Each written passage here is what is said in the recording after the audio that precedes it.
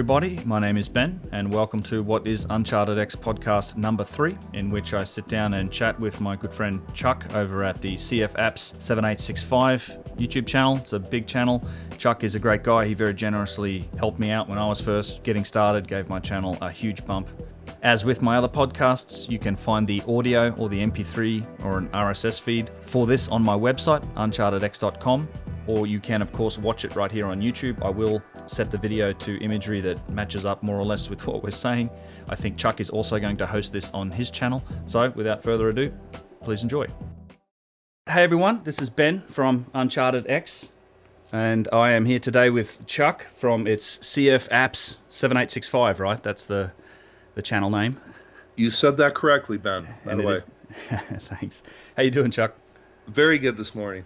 Good. Yeah, sorry this has taken a little while to organize. We've been planning to do a little chat. We've been getting together and talking on Skype, but I kind of live out in the sticks and I'm subject to the vagaries of, rural internet connections. And when your microwave connection doesn't work and you can only get every third word over Skype conversation, it's not the best setup for recording. So it sounds good today, that's for sure. Yeah, cool. So we wanted to talk and record it and see if people like this sort of thing. We do tend to talk a lot about history topics. We've both got channels. Obviously, most of you know, Chuck's got a huge following. He's been doing great work on YouTube for a long time now. I've just started up. Yeah, no worries. I've just started up my own channel in recent months, and it's been growing reasonably well. Reasonably well? Come on, Ben. It's been growing by leaps and bounds. You ought to be proud of yourself. Yeah, thanks. It's the support has been actually really good. I'm happy with where it's going. I've got a whole lot more to work on and hopefully a lot more content to get started. So your videos are always excellent. Yeah, thank you. I think we have two different philosophies as far as uploading videos. I try to do a bunch of them, and I kind of do them by the seat of my pants. Some of them really quick, and you are meticulous and always perfectly edited, and I admire your work. Yeah, thank you. I would say the same. I admire your methodology as well. I'm trying to get better at doing, less structured content, something that doesn't take quite so many hours, because some of that stuff, it does take. It just sucks the life out of me when you're doing 30 hours of editing trying to get a video over the line, and that's after it's been written. But that's the medium. That's the joy of doing it that way, I guess. There's a price to pay. And once you do it for 7 years, you kind of get your routine down, and it goes pretty quick and easily then. Yeah, I'll bet. Thanks. I will get there. But no, I've loved your content as well. In fact, you just have this depth of knowledge that's astonishing to me. I always learn new things on your channel, and in fact, I kind of use your channel as a guide of places to go around and look at. Like, for example, you've got one of the best collections of videos talking about all of the mound sites and all of the mysterious ancient sites that are in the Americas that very few people seem to know about, but you've just covered all of them so well, and I kind of use that stuff as a guide, and I'm using it to plan an actual trip to go out and look at a lot of these sites and try and get some filming done and do a little bit of on-site investigation into them. So, well, thanks. Yeah.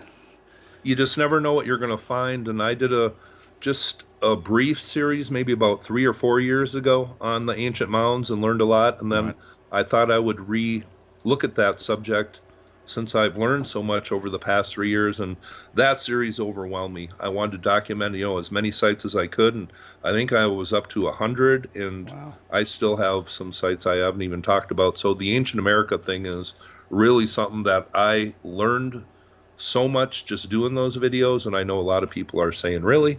That is the history of the United States, and it's no different than any other part of the world, really. Yeah, that's right. It's buried in mystery. It's an interesting realization at some point when we grow up learning that we think we understand our own history and the history of our civilization and our people, but it's almost like the more you look into these things, the more you realize that's not the case, and that our history is far more complex, and there are far more unknowns to it. It's not just the Americas, there's South America, and of course no end of contradictions and mysteries abound when it comes to places like Egypt and the Middle East.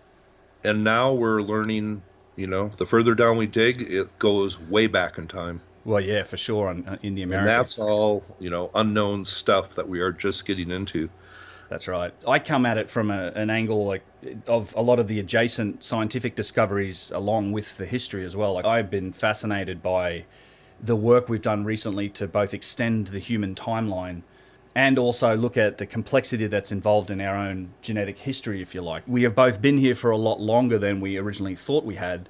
We've had a much more complex genetic history in terms of our interactions with our now extinct sort of hominid brethren, and we've had this massive cataclysm that's just this huge. I describe it in one of my videos as just this clangor in the story of history that is this massive reset button that we punched, and it's only a reset button we've learned about in the last 20 years. Right. This age that we are living in right now, we have so much information at our fingertips that really the whole story that we have been fed about history, I just think needs to be wiped clean. Yeah, me too. And redone.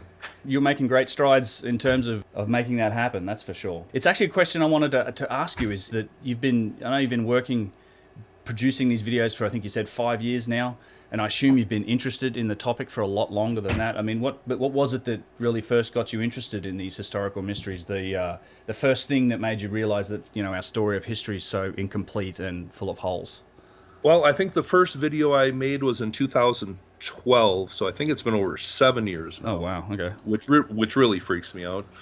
But I was always interested in history, I guess. I watched a show called In Search Of with Leonard Nimoy when I was a kid. Yep. And he went over ancient mysteries. He talked about, ancient astronauts and the Shroud of Turin and all these weird things that no other show talked about. Right. So I know I was interested from an early age.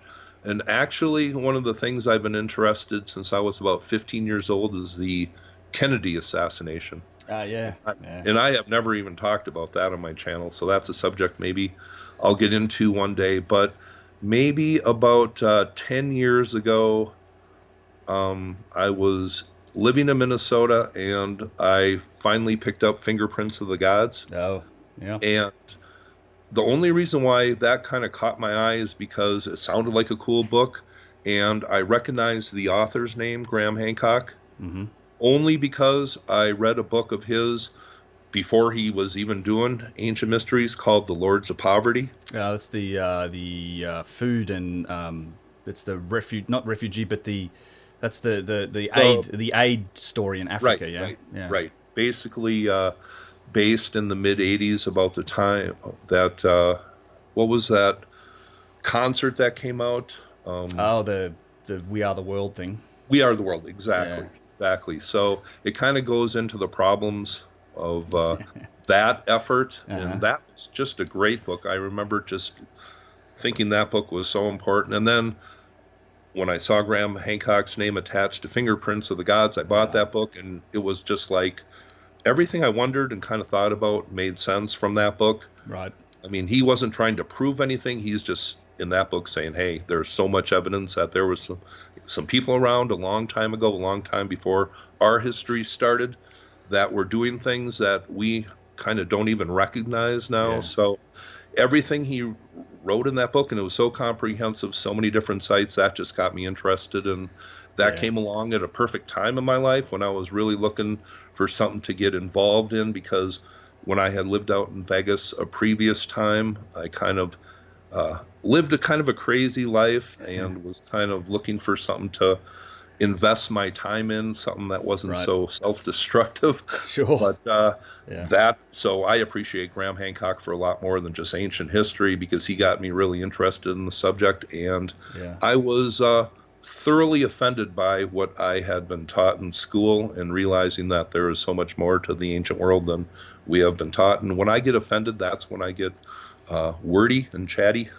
Determined too, by the sound of it. Yes. 7 years and an incredible amount of videos. It's great. It's actually a similar story. Again, I pretty much have Graham Hancock to thank in a lot of ways for my interest in this space. And almost the timing's almost a similar timing. If you said that was around 2010, 2012 that you picked that up and you were looking at it? It was about 9 or 10 years ago that I read Fingerprints. Right. And I think I read it in about 4 days. I just couldn't put it down. Yeah, I love that book also. And I had always had a running interest in history, and it was always something that I had in my life. I guess my mother was a history teacher, one of the high school history teachers, and it was always Orthodox history that she was teaching, but she had a real love and a passion for it that I mean, I guess I picked up on. So shout out to Mum for that. But Moms are great. Mums are great. That's right. Yeah, and in fact, it's a lovely story because she's also never travelled. I'm Australian, so it's a long way to go to anywhere in Australia. You're talking about 6 or 7 hours in a plane just to get outside of the country in most cases. And certainly she'd never travelled to any of these sites anywhere in the world. And I, from a young age, just wanted to get out and travel and do things. And that led me, it's a 20-year career in IT. I lived in 3 or 4 different countries. And then later on, I had the chance when Graham Hancock, again, I was a fan of his work, and I think I'd seen him. I was interested in his historical work, and then he went his first appearance on the Joe Rogan podcast at the time, and he opened my mind completely to the concept of entheogens and all of the ayahuasca talk and the whole mystery that lies within human consciousness and the roots of that. That's an entirely different discussion. It's one that I'm also quite passionate about, but I had no idea he was as involved in that as he was. I was purely interested in his historical work, but it fascinated me. So I picked up his other books that he had, his Supernatural and some of the other ones where he talks about that connection. And then I just remember I followed him on Twitter, and at one point he says, "Hey, I'm doing research for this new book, a follow-up to Fingerprints of the Gods," and it was Magicians of the Gods, which I think came out in 2016. But this is 2013, and he was doing research for it. And he said, "But I'm looking to travel with a small group of people through Peru and Bolivia on a research trip." And I was immediately like, shut up and take my money, and threw myself at that, and sort of got the chance to meet him and travel with him for a couple of weeks, and also with Brian Forrester. I met Zeus Kamara, who's a local expert in the Cusco region. Him and his father have been studying the architecture there for generations. And I believe Graham has a section in his Magicians of the Gods book with Kamara, right? He talks a lot about it. Yeah, he mentions him in his in a couple of his lectures as well as the books. Yeah, and I talk about it in one of my videos too. And Jesus has a really, really good classification system for how to look at a lot of the Andean architecture down there, because there's 3 clear, distinct, different levels of technology or different types of architecture that you can see on most of the sites. Okay. And 2 of those being very megalithic and precise, and then the later work kind of being the Inca work. But Jesus has this, him and his father built a whole, I guess, methodology and origin story around it, and some of the concepts in the book I'm not on board with, or I don't, it doesn't seem that likely to me. But his classification system and the way that you can use that to interpret those sites, I think is excellent, and that's the kind of the baseline that I've been using for a lot of my research in those areas as well. My Magicians of the Gods book is in tatters. I have gone back to that so many times for research. The cover is hanging off. The binding's it's been actually knocked in the pool once. Oh, wow. It's all wrinkled, but I kind of wear it as a badge of honor, pride, because how many times I've gone back to that book, because it's just an incredible book. Yeah, I have often thought about doing a reading list or some book reviews, because I've got this little shelf of stuff here that I continually go back to for reference material. And there's stuff in here like Charles Hapgood's Maps of the Ancient Sea Kings. I love that. I have yet to do a longer video on some of the ancient maps, and of course Graham Hancock mentioned that in a lot of detail in Fingerprints, the Piri Reis map, the Oronto Phineas map, these ancient maps that show us extremely accurate depictions of parts of the world that were never even discovered at the time. My favorite one is the Piri Reis map that shows not only an accurate depiction of Antarctica, but a depiction of the coastline of Antarctica, the coastline that's under a mile of ice today, and has been under a mile of ice for probably at least 10,000 years. And I think that was the first video I ever uploaded, was just a little clip of Graham Hancock talking about the ancient maps. Yeah. I think that was the very first video I uploaded, but that is a big mystery. We did not discover South America till I think it was 1822. Right. Yet on these maps that are centuries older or copied off earlier maps, South America's detailed pretty good. So that's really makes you wonder what was going on, 12,000 plus years ago. That's right. Yeah, there's a couple of aspects to it that I find fascinating. I mean, there's not just the accuracy of these so-called unknown lands at the time, because as you said, the Piri Reis map and other maps were made from earlier source maps. In fact, in that case, he actually, Admiral Piri Reis, Turkish admiral, I think it was in the 16th century, his handwriting on the map actually tells you that he has drawn this map from other source maps, and these are Right. source maps that are lost to us from the Library of Alexandria and things like that, much older maps. And it's really funny that you have the older source map portions that he's drawn from. They've since been verified to be super accurate, but the actual mapping technology that he did and then later the Spanish did, it's far more inaccurate. It just doesn't have this anywhere near the degree of accuracy that these ancient source maps had. It begs the question, like, who was mapping the globe so long ago with this technology that we didn't really invent, the ability to measure latitude accurately until I think it was James Cook's second voyage of discovery, the turn of the 19th century. Right. Yeah. I was just reading on the ancient maps, and it appears that there was a whole bunch of them at the Library of Alexandria. Yeah. And at some point, at the time that library was going down, and it didn't get burned all at once, it was kind of a gradual thing. But it seems that somebody took some of the records from Alexandria and brought them up to Constantinople. Mm.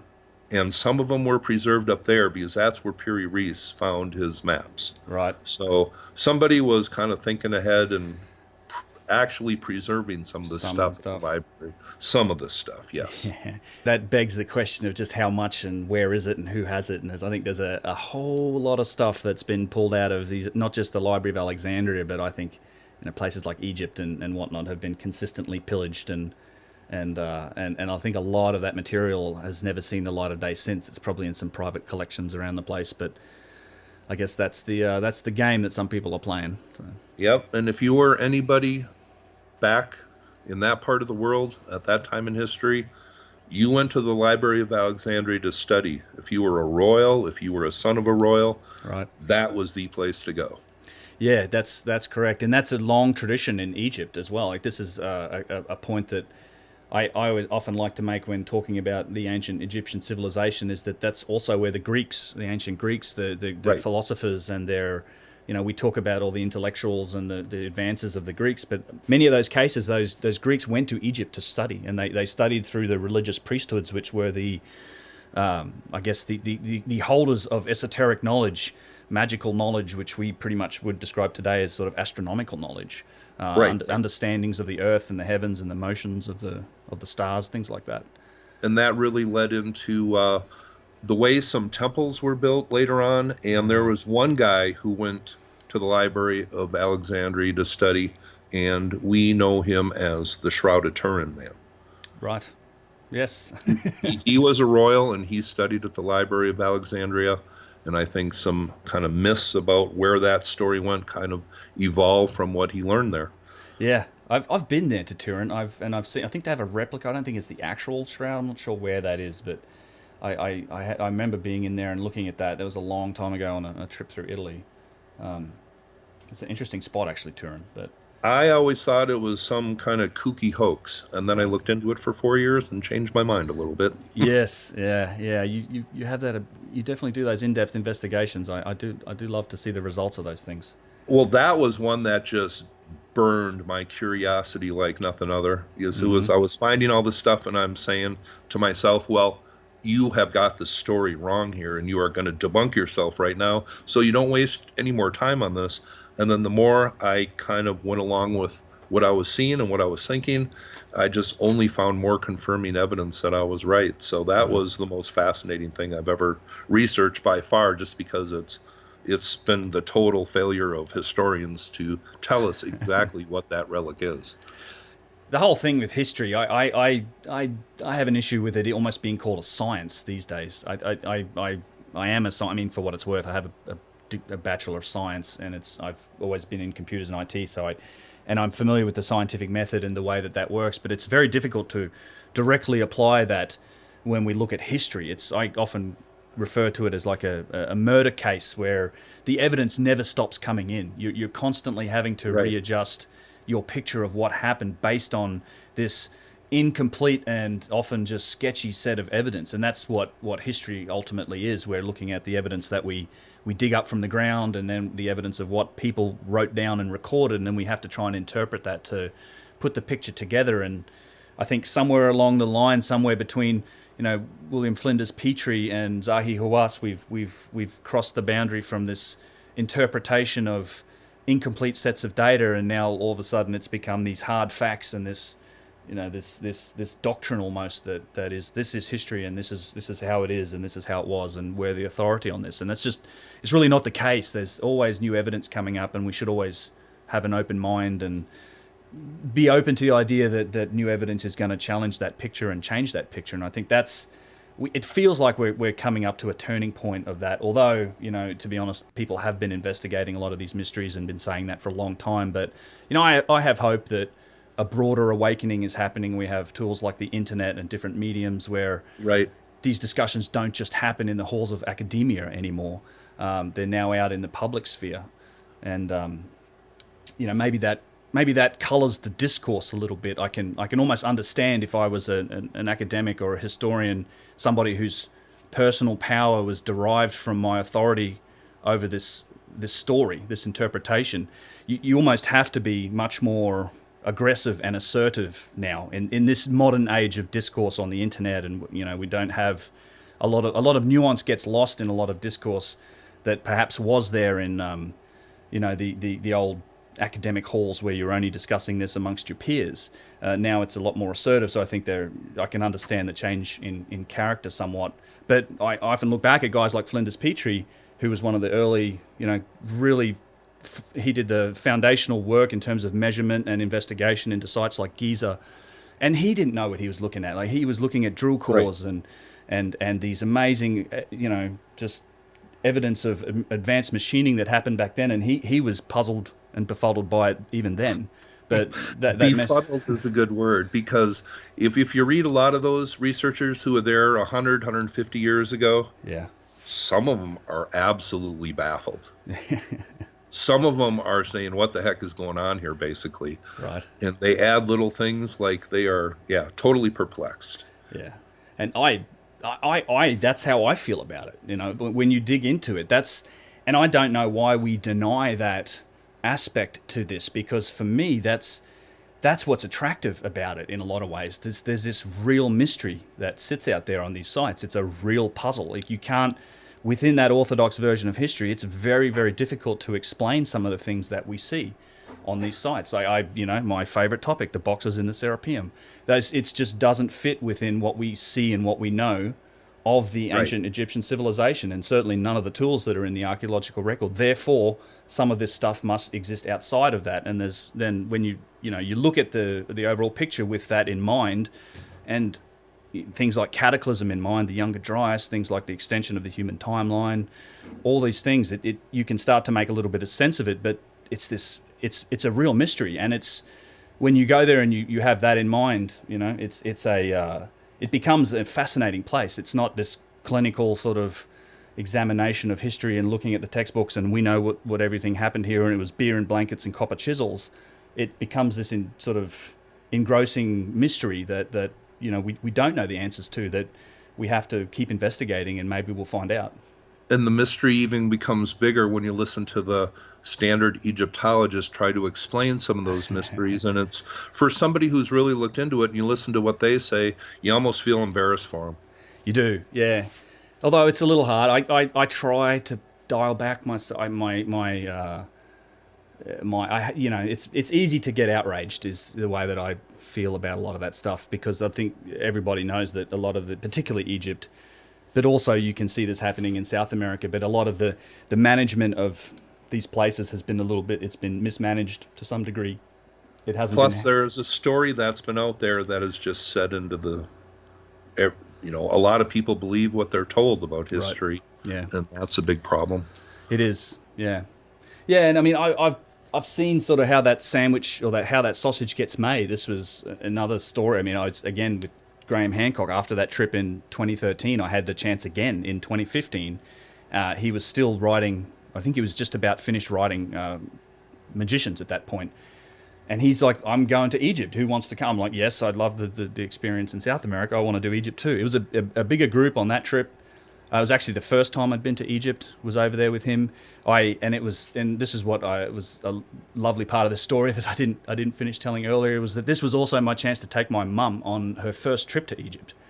So she got to come over to Egypt, hang out with Graham as well, get this huge piece of that alternative puzzle. Like I'd been exposing her to his work, and we'd have lots of discussions. And she has an open mind. But she has a great deal of respect for the orthodox version of history, and she was skeptical about a lot of these claims. But she's since absolutely come around. But just seeing her, just because there's an emotional connection when you go to Egypt. These sites really affect you, even if you think you're analytical and you go in. But when you're actually there, and they just there's an undeniable emotional connection to it, that you can feel the sacredness of these places. And I think this is obviously something the ancient Egyptians also felt. We still use them in that same manner today. But and then that was also the trip that was the infamous Great Debate, right? So Zahi Hawass was on that trip as well in the last couple of days. Wow. Okay. And if you go and search Graham Hancock Zahi Hawass, there's clips of this. I'm actually sitting in the audience at this place, but Zahi blew up. Oh, you are? Yeah, Wow. I was there. In fact, I wasn't the person who released the video, but I have the original copy of that video. I was part of the group that got it out at the end. But yeah, he spat the dummy in a massive fashion, because early, before they were supposed to do, an hour and a half presentation each, and then do a debate.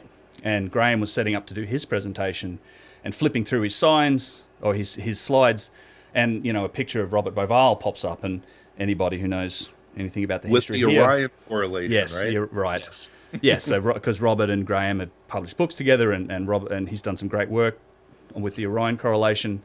But Zahi saw that and he just lost it. Like he hates Robert Bauval, and there's all sorts of stuff that has been written, that he's written about Bauval, that is in Arabic, that's translated to English, and it's just it's not pretty stuff, and he doesn't like Bauval. So he blew up, and his whole tantrum that he threw is kind of out there on it's all out there on a video. But he refused to watch Graham's presentation. Graham still did it graciously, was excellent. Mm-hmm. Zahi came in and did his talk, which is interesting in its own, just because it was one long sort of appeal to authority, and just a list of all the celebrities that he's handheld around Giza, and and all the discoveries that he's personally made. Now, if my memory serves me correctly, he claimed he did not know about Göbekli Tepe. So that's right. Yeah. So there wasn't much of a debate, but he claimed that he had no idea or no knowledge of it. And that was just a little while after National Geographic, who he works with, did a special on Göbekli Tepe. Yes, it was. This is 2015, and it was because that's the thing. It's not. He's like, what's this thing in Turkey you're talking about? We're talking about Egypt, and the big issue, of course, is that was their single biggest refutation of the redating of the Sphinx, was that, if you're saying the Sphinx is 10,000 plus years old based on Robert Schoch's redating of it with the water erosion in the enclosure, he's show us this other megalithic culture that existed in that time, that no such thing exists. Go away with your claim about the Sphinx. Then Klaus Schmidt and the German Archaeological Institute are unearthing Göbekli Tepe, carbon dated, deliberately buried, absolutely verifiable that it is at least 10,000 years old, if not older. I think that's probably, it's likely that was after thousands of years of use, but absolutely undeniably dated to that same period that Robert Schoch's talking about with the Sphinx, and he just sort of waved it off and didn't know anything about it, and he sort of got one of his Egyptologists to say, well, you're two different things, they're two different sites. I'm like, it's not even that far away. Well, I think Zahi originally got upset when he saw the Orion correlation up on the screen. Yeah, he did. Now, Egyptologists, him and Mark Lehner, they only study what they can find in the sand, and they don't look at the stars or archaeoastronomy at all, even though that is an important clear thing to the ancient Egyptians. They show it in their tombs. It's clearly stated in the text, and Zahi Hawass and Mark Lehner ignore it completely, and I think that is a total joke. It is. And so this went on, and there was not really much debate. There's the talk about Göbekli Tepe and some other things. Graham got up. There really wasn't much debate, and he sort of just called it quits after a little while. But yeah, hopefully, that's the positive side of this. I think that the more awareness of these contradictions and of these mysteries, I think the more people are going to wake up to the fact that our history is both more complex and far longer than we've been told. Right, many layers to it.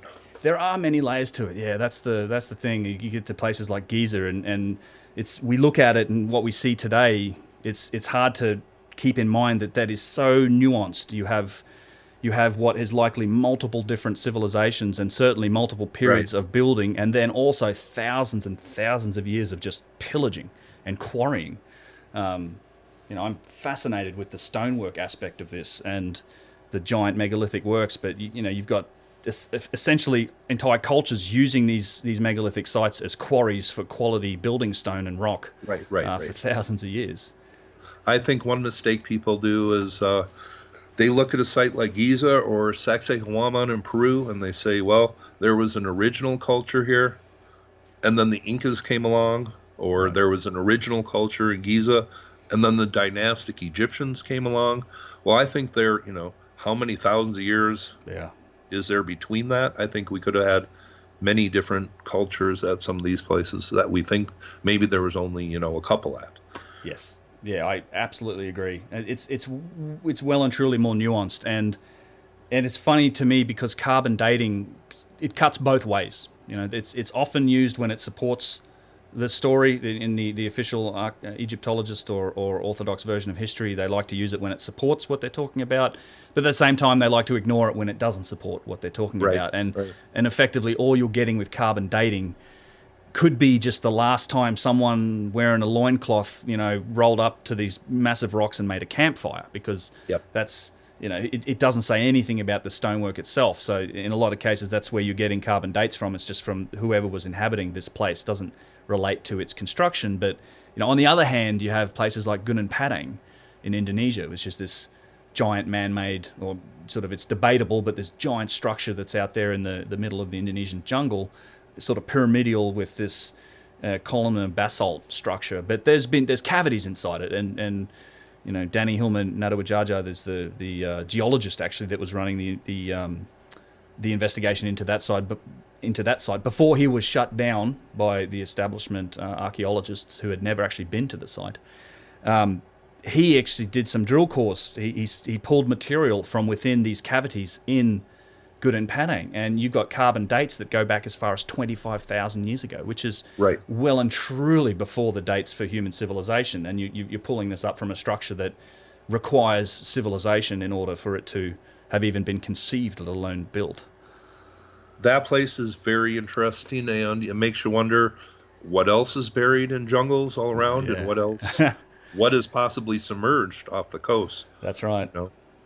That's the big story, right? Because you have the South America and the Amazon. This is something that Graham's exposing in his new book, America Before. And you've done an excellent job of mapping and looking into all of the stuff that's emerging from the Amazon jungle as we deforest it. And of course, there's the 400 feet of sea level rise that's happened since the end of the last ice age, which has inundated something like 10 million square miles of land, and this is all land that people would have been living on.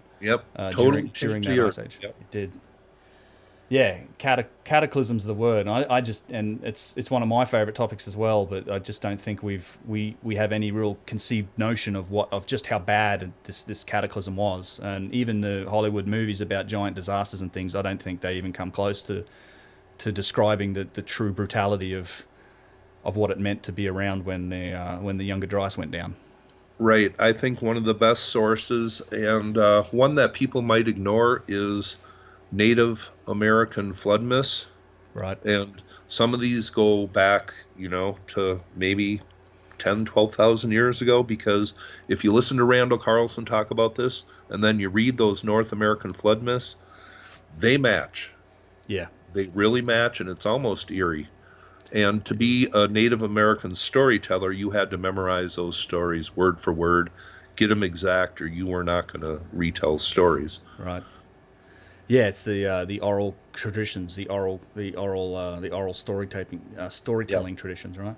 Yeah, and this is something when I was doing a lot of this work with Luke on Pugaje, an angle that we took at this, which is, and it goes to the Native American topic, which is this. You have other sources for knowledge, and one of those is these indigenous wisdom keepers that exist and that are a direct lineage almost from these ancient cultures that existed back then. And this is something that really does exist in South America. We traveled. We later on did another trip to South America. Luke and I, we took a few people, and we had with us Elizabeth. I've forgotten her last name, but she was like the right-hand woman to the keeper of the Mayan calendar, which is a traditional it's a role that has been kept down. It's sort of that indigenous wisdom keeper and owner of the culture, and it's a title, I think, the keeper of the Mayan calendar, and she worked very closely with him. So as a fountain of this indigenous wisdom and this indigenous knowledge that it's often very symbolic and it's all told in tales, but this is the thing we're learning about religion and lots of these tales. There's gems of truth in amongst all of that, and you stand a lot to learn if you sit down and listen to what these people have to say. And you have a similar parallel in Egypt, right, to Abdel Hakim Ayawan, who has been the source for Stephen Mailer and all of his books, The Land of Osiris, chematology, the whole thing, and I've spent a lot of time with his son, Yusuf Ayawan. And this is very again knowledgeable guy, yes, very knowledgeable. And his father was very well known.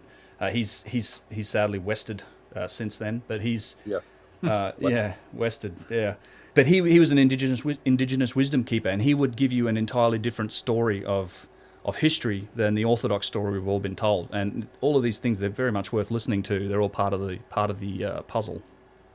I just listened to him speak on let's see, what was that? A couple nights ago, I watched one of Carmen Bolter's Pyramid Code series episodes, and he was on that, and I like what he says as far as how they knew to move these big stones and how to do things that we really wonder about. I like it when he kind of smiles and just said, knowing is the most powerful thing, just know.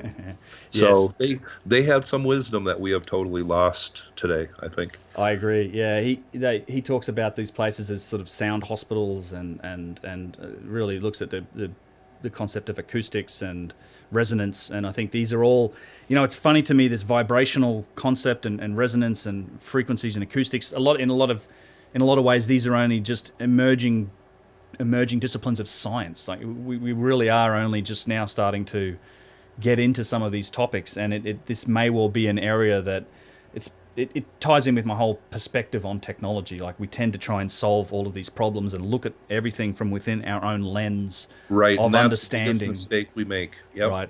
Yeah, and if we're open to the idea that perhaps there is even whole disciplines and domains of technology, like it doesn't have to look the exact same way that our technology is at this point in time, because for damn sure in 100 years we're going to have a different picture of technology. So there's possible disciplines and domains of technology and capability that exist outside of our perspective, and I think that's where some of the solutions may lie, and I think that's also what is hinted at with some of this indigenous knowledge and the things like that Hakim is saying. Right. And now, one question I've always wanted to ask you about Egypt: if you're in a site like Abu Sir, and you're kind of walking around the ruins, are you kind of under the impression that you are on top of something? That you are walking around on top of something? Yes, because there is clearly, and particularly in Abu Sir, because there's absolutely passageways that go down that are completely filled with sand. There is descending passageways in some of the remnants of what were, I think, a small pyramid on that side. I've actually got pictures where you go down. There's another area of Abu Sir that has some water in a descending passageway that goes down. There is an entire. It's all open air now, but it was all an underground structure that has big old boxes and perfect precision granite boxes in it. But yeah, I do. I that's what it feels like, and certainly you're walking on basalt floors and things, and it feels, like Saqqara and Giza. It seems quite likely that there is stuff that's underneath the sand here. Mm-hmm. Why is that? You have some idea about? Well, I was watching one of your and Ben's videos. I think it was when you were in Abu Sir. Yep. And it just seemed like everything around you, it just looked to me like, God, I wonder if they feel like they're just on top of something. That's just the way it looked to me out of my mind's eye. Yeah. Well, and so there's the sister site to Abu Sir quite nearby is Abu Jarab, And Yes. this is a sun. This isn't even a pyramid; it's a sun temple site. Was supposedly the base for one of the biggest obelisks in the place. But there is an Abu Ghraib. It's much smaller than Abu Sir, right nearby, and absolutely just. But it contains some of the most amazing artifacts that I've ever seen in Egypt. So not only has it got those really mysterious crystal bowls. I mean, bowls. They're alabaster. The alabaster, quartz, whatever. Amazing bowls, but it has this huge hotep that is all made from alabaster as well. And in the center of this hotep is this huge circular plug that's got to be a meter or two across in the center. You can lay down on it, and this is a real weird... It's an interesting feeling to lay down there at sunset and just lay on top of this thing that's as immeasurably ancient. And it's clearly precision engineered. There are tubular hole drill marks in this object. There are circular saw and real straight cuts, and the surfaces have been cut. But a story that Yusuf always told me is that giant circular plug on top of that hotep is actually the entrance to a tunnel system that runs underneath that whole area. And that was for whatever reason, but that's why that's on top of that. He's not sure, but that's what he told me about it. Now those big alabaster, I don't even know what the description of them, but they're like tubs. Yeah, cogs almost. Yeah. Now the standard line on those is they are basins where animals were sacrificed and the holes let the blood drain out. I thought that was a little strange.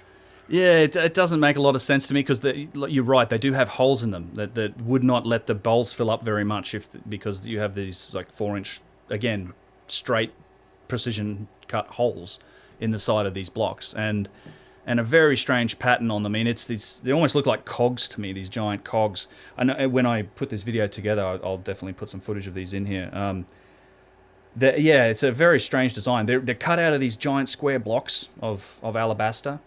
And they've all been moved around on the site. I think they were trying to take them to a museum and then decided they were too heavy, so they just left them out at Abu Ghraib. But there's a whole bunch of them. There's also a bunch more of them around the side of the base for the obelisk, and these aren't quite the same as those. They're more smoother. They don't have the cog-like protrusions on them. They're just round circular bowls, but they do also have a drill hole in them. Do you know what alabaster represented to the Egyptians? No. I did some reading where I know red granite represents like fire and limestone represents water. Right. But I just can't remember what alabaster. I mean, the fact that they use alabaster has to be significant and with purpose. Yeah, it's not an easy material to work. It's a brittle material, and it's easy to mess it up and make that. So, do you know that at the Valley Temple, in the Valley Temple where you roll up to the Sphinx, that there are 2 doorways on the side of that, and these doorways are always shut, and they've got mesh put over them. But these 2 doorways, either side of the passageway that leads up to the Sphinx, they're all alabaster on the inside. They're massive, as the rest of the temple is granite. There's granite and limestone. There's basalt even in the Valley Temple. But these closed off passageways to the side are all alabaster. It's incredible. Alabaster, really? Yeah, big blocks. And I do have footage of them because there was a hole in the door and I jammed my little camera through there, and once the light adjusted, you could clearly see all the alabaster blocks in the walls contrasted to the granite that was there as well. So yeah, the Valley Temple is pretty unique. Oh, isn't it great? And I think the Osirian, right, is the only thing that compares. I think so, right. That's the Assyrian in terms of just the pure megalithic nature of it. Between that and, I guess, the King's Chamber, but that's buried inside a pyramid. I have a few videos with John Anthony West down there that really gives you the idea of how precise that Valley Temple was put together. Yeah, it's astonishing. I was just recently rewatching The Revelation of the Pyramids, which is Jacques Grimalt's, I think, his unpublished work. It's based on that. That has some very good evidence for showing you how not only it wasn't a random selection of shapes in these megalithic blocks with you have this sort of mirrored pattern that goes on both sides, and it's just a real unknown as to how or why they did that. It can't have been easy, working with these giant blocks, but B, trying to replicate the same pattern from one side of the wall to the other is just why. Why? And the way they kind of turn And Yeah. the clip that I have uploaded on my channel with John Anthony West in a group down there, thanks to another channel that let me use some of his videos, but he had a construction worker or architect with him down in the Valley Temple, and the guy was totally perplexed, and he just plainly said, "We could not do this today." Yeah. I would agree. It's As so, far as setting them. yeah. Yeah, right. Setting them in place so precisely. It's just mind-boggling, because I don't think it's hard for your everyday person to really get an appreciation for just how difficult that is. Like to carve those surfaces and have them be so precisely matched, and then placing that stone in just the right place, such that you just can't fit. There's no imperfection in the joins, and you can see in some cases where the joins is just so precise you can barely even see them. Yeah, I just happened to watch these construction workers down on the Strip. They're building a new bridge overpass. Oh yeah. And some of those, I asked the guy, and some of those pieces of the bridge are like 25 tons. And they are just struggling like mad to get this, into the base and into the, and they're using a crane down there for 20, and the Egyptians or whoever was throwing around 150-ton blocks like it was nothing. No, how did they do that? Yeah, that's a real mystery. There's a really interesting discussion that Christopher Dunn goes into this when you're looking at the Serapeum, because you've got these giant boxes and other artifacts that are all carved from single pieces. I've seen pictures of people trying to put a 20 or 30-ton block on the back of a truck and literally breaking the truck trailer in half. Like just transporting these things is not a easy task for us, and we have diesel engines and hydraulics, and we have cranes that can lift 1,000 tons. But a lot of these things need counterbalances put in them just to be able to do it. That's right. Yeah, it's an astonishing achievement.